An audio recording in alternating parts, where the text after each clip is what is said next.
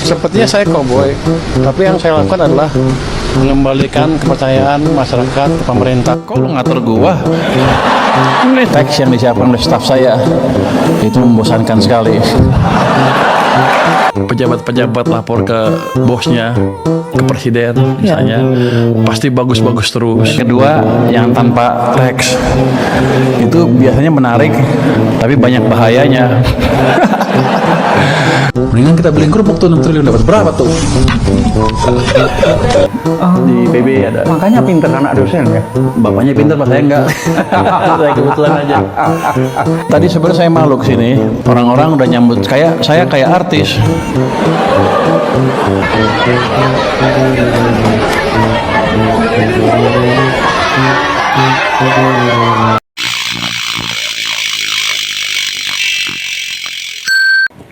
Anda bercerita zaman sekarang apa zamannya presiden sebelumnya? Enggak kan, bukan zaman sebelumnya, tapi kan supaya jangan kejadian ke depan, ya kan? Gimana caranya tuh? Karena beban utang kan tahun ini dan tahun lalu kan cukup besar untuk dibayar ya. Nah itu seperti apa juga sekalian? Waktu zaman sebelumnya kan pembangunan kan bukan di daerah loh, banyak di pusat kan oleh PU sebagai mesin pertumbuhan untuk infrastruktur kan utamanya itu. Mungkin itu yang terjadi, ada sebagian yang nggak pas. Kalau daerah yang membuat, selama dikontrol dengan baik harusnya nggak apa-apa. Jadi yang penting adalah nanti mereka buat apa, kita kontrol dari pusat seperti apa. Itu seperti kemarin ada pemerintah Kaltara bilang kami nggak punya jembatan sehingga banyak penduduknya ke Malaysia dibanding ke Kalimantan Indonesianya. Ya udah kita bangun jembatan 150 triliun ya 150 triliun. Tapi yang bangun pusat. Ya. Jadi dia nggak ada beban tambahan di sana. Tapi nanti ke depan kan kayak tadi dia ngusulin kita bangun, dia ngusulin. Tapi pelan-pelan kan harusnya daerah membangun ekspertis sendiri dalam hal itu. Iya, iya. Tapi saya pikir sih kita nggak perlu balik ke sentralisasi lagi. Setuju. Tapi perbaiki jalannya desentralisasi yang ada. Dan untuk itu daerah harus lebih cerdas lagi membelanjakan uang anggarannya. Ya, oke. Nah soal utang gimana nih? Kalau kita lihat utang 2 tahun ini cukup besar, apakah memang kita mau restro atau kita apa yang akan kita lakukan untuk bayar utang nih? Ini kan tiba-tiba jadi menteri langsung bayar utangnya gede banget gitu. Gimana? Kenapa Anda khawatir tentang utang? Ya maksudnya bayar utang kan uangnya nggak cukup. Kata siapa? Kalau Anda belajar fiskal kan tahu rasio ukuran satu negara bisa bayar utang seperti apa? Bayar mau atau mampu. Jadi rating agency melihat kita dua, itu sebetulnya mau atau mampu. Dia akan memakai berbagai macam indikator macam-macam, tapi sebenarnya hanya dua itu. Satu apa?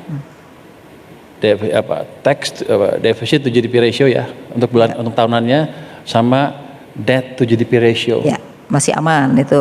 Kita lihat yang paling strict katanya di mana? Maastricht Treaty kan. Berapa defisit to GDP-nya? 3%. Debt to GDP ratio-nya yang dianggap aman 60%.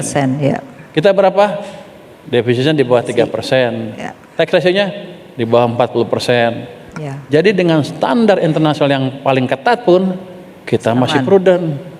Lihat negara-negara Eropa, semua mendekati 100% sekarang. Amerika ada 100% debt to GDP ratio-nya. Jepang 275%. Singapura di atas 200% ya, hampir gede banget. Besar, betul. Jadi dari ukuran itu harusnya saya aman. Jadi ibu nggak usah terlalu panik. Saya nggak panik, cuman kan ini mewakili masyarakat yang kepanikan gitu. Artinya kita ajarin masyarakat bahwa kita aman dan saya nggak akan tembus 3% deficit to GDP ratio anytime soon. Nggak akan rubah, saya rubah itu. Itu saya akan jaga terus tahun ini, tahun depan. Ya. Nanti kalau tumbuh kita udah 7%, misalnya 7%, kita pertimbangkan perlu nggak kita kurangin pajak atau perlu nggak kita kurangin debt-nya atau perlu nggak kita tambahin debt-nya untuk nembus 8%. Yeah. Tapi kan hitungannya clear di atas kertas. Yes. Kalau saya sudah 7%, saya naikin sedikit, orang juga happy. Tapi kelihatannya pertumbuhan bakal tinggi sih. Kenapa? Gara-gara mau dipotong anggaran, semua belanja nih lagi rame sekarang. Kalau dilihat semua kementerian langsung belanja. Belanjalah sebanyak-banyaknya, tapi ingat kantong sendiri, jangan ngutang. Artinya gini. Sebetulnya yang saya jalankan adalah memindahkan uang ke sana, harusnya saya nggak peduli apa-apa. Saya memakai expertise dari sistem perbankan untuk menyalurkan dana itu ke perekonomian tanpa intervensi saya sebetulnya, maunya begitu. Walaupun ada ngomong sedikit, tapi sebetulnya itu yang saya pakai. Ini harusnya kalau normal sistem perbankannya bagus, dia akan nyebar ke sistem perbankan pertama, kemudian ke kredit dan lain-lain, itu akan menggerakkan perekonomian. Jadi teori yang saya pakai itu, sebetulnya saya nggak intervensi terlalu besar terhadap penggunaan dana itu. Seperti ada dana segar ke perbankan, jeder, dia nggak bisa naruh di bank sentral lagi, saya pesan ke bank sentral jangan diserap ya dana itu. Jadi uangnya kan sekarang di brankas mereka banyak. Kalau mereka taruh di brankas terus rugi. Dia bayar sama saya hampir 4%. Dia terpaksa menyalurkan uang itu mungkin pertama di interbank, di tempat lain, di kredit, akhirnya pasti kredit. Kredit pasti cari yang bagus-bagus. Ada proyek-proyek bagus, banknya terbatas, berebut, banknya ada banyak kan, berebut ke proyek yang terbatas itu, bunga akan turun. Jadi saya ciptakan suruh mereka untuk berkompetisi di perekonomian supaya bunga pinjaman turun, dan sekarang udah turun cukup ya. Bunga deposit juga turun sehingga orang yang punya uang banyak kayak Mbak Afi nih nggak sayang lagi naruh uangnya di bank, gue belanjainnya sekarang, tahu bunganya lebih kecil. Nah, itu salah satu impact dari turunnya opportunity cost of money. Dan kita lihat tadi Bu Afi dia udah suka belanja lagi. Apa yang baru, sepatunya baru kali sekarang. Baru beli kemarin. Karena sekarang bunganya lebih sedikit kalau taruh di bank sentral. Jadi itu utamanya. Jadi kita nggak intervensi macam-macam. Mafia keuangan negara. Saya nggak terlalu ngerti itu Pak. Yang penting untuk saya adalah sekarang kalau Pemda, pemerintah pusat, kementerian punya anggaran, belanjakan sesuai dengan anggaran ya. Nanti kalau penyelewengan biar aja BPK yang periksa, itu kan bukan tugas saya. Tugas saya adalah mereka ngabisin uang saya. Kalau enggak saya bayar bunga, uang yang nggak dipakai saya rugi besar. Kalau 400 triliun aja saya bayar bunganya kan 4 kali 6, 24 triliun cash. Yang saya harus bayar untuk uang yang kayak nggak saya pakai. Saya suka bercanda, kalau 24 triliun saya beliin kerupuk dapat banyak tuh. Terus 6%, 7%, 8% agak susah ya.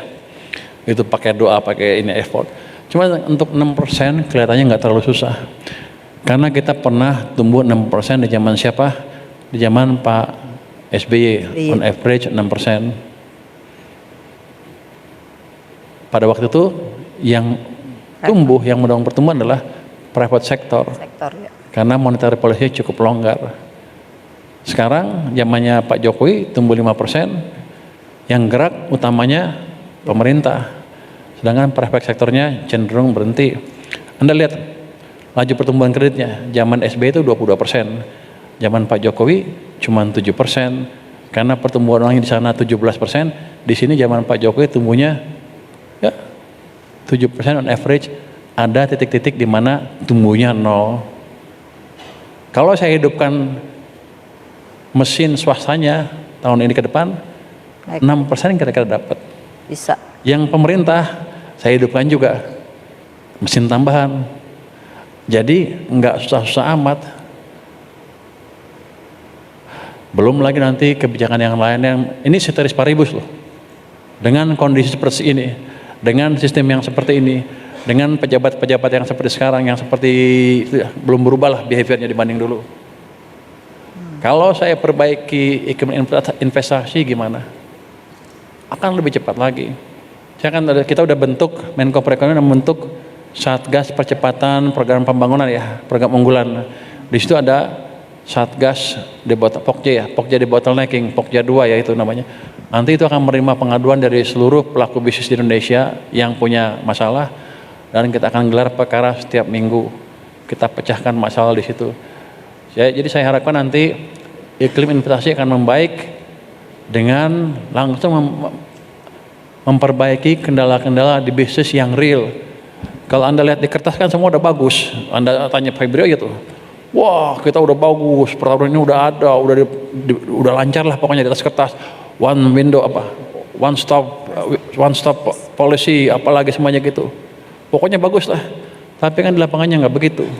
Jadi saya balik, saya tarik dari lapangan ke tempat saya beresin. Nanti kalau ada peraturan yang mengganggu kita rubah.